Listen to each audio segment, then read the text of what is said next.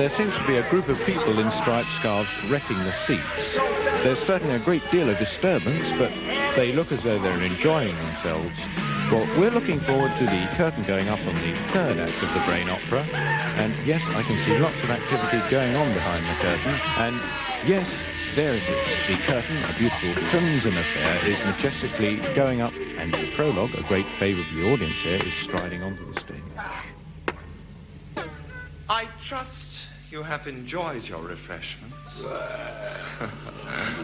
A coach party, how delightful. Act 3, Scene 1. The vivisectionist laboratory and a contrived happening. We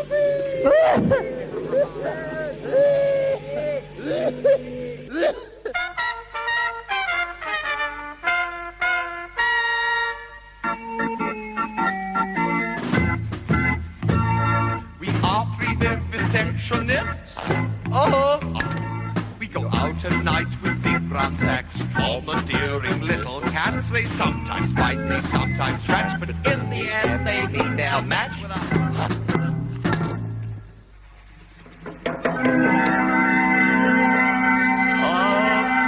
poodle of little or no consequence, secreted at night as he peed up a door. The poor little Marty was somebody's pet, but with needles and ether, no more. We're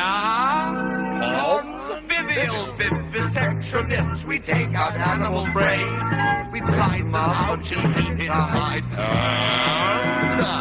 and we put them back again.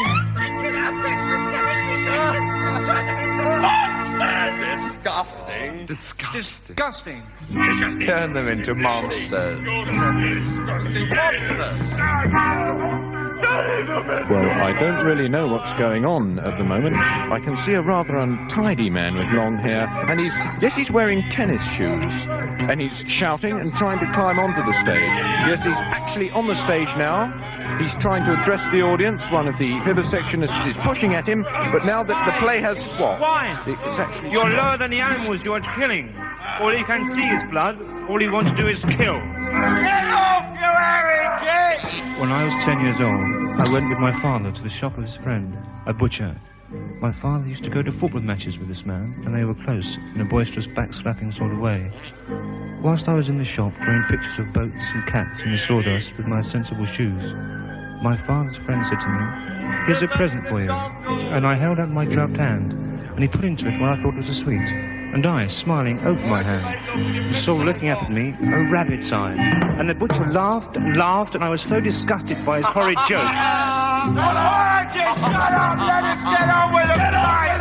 And by his callous attitude to death, it stuck to the wall of my glove. It hung there. As much as I shook my hand, it clung there and seemed to stare reproachfully up at me. I ran into the street and cried. It means nothing to you, do it? You think I'm being unmanly? I don't know what hurt for you! No. Now, come along, sir. What if your name is? People call me a crank. Then, Mr. Crank, please sit down. You can sit on the side of the stage if you wish. Don't you see that you're interrupting our play? There are people here who have paid good money to see this performance. And look, you've upset some of the ladies in our audience. We must be sensible. We've enjoyed listening to your story, but now we really must go on. The theatre is for entertainment, not for opinion. If you want to express yourself in this rather unusual way, why not go to Hyde Park or write your book or just sit down? Don't you see that if you kill God's children, you are killing yourselves? You will eat each other, flesh for flesh. Man is an animal who loves to kill.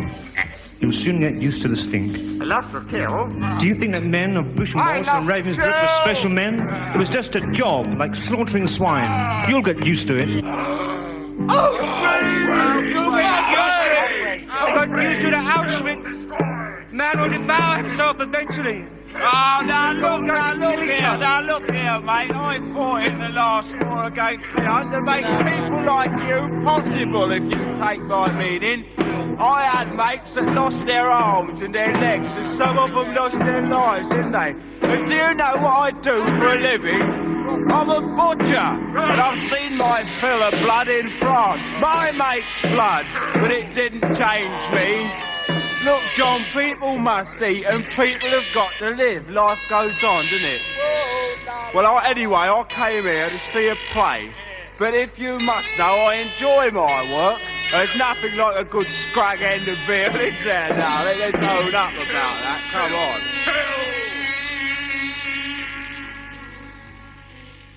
Bring on the slab. Chop, chop, the red knives drop, the straining song of the song. Slice, slice the dead big size, take your steak by the horn. Bash, bash, the hammers squash our children into war. Splash, splash, the butcher's cash is red with the blood of the poor. And now our play is interrupted and all of us enjoy an argument as long as the adversaries are sober. But don't you see that each of your minutest actions are a microcosm of all our greatest tragedies? Each time you wave your arms, each time you open your mouth, each time you comb your hair or make love, you kill. Not by design, but because we are human beings and it is necessary.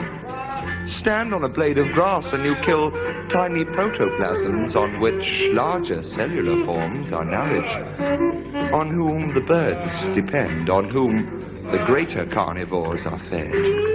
And are we not the greatest, the strongest, the most intelligent of all the carnivores? We must kill to live. Here, have you heard the butcher's song? No, I haven't heard the butcher's song. Put your arms around me, honey, while we time. Chop, chop, chop, chop, chop, the red knives drop, the straight. Well, I'm afraid we're going to have to leave it there. The clock's beaten us once again.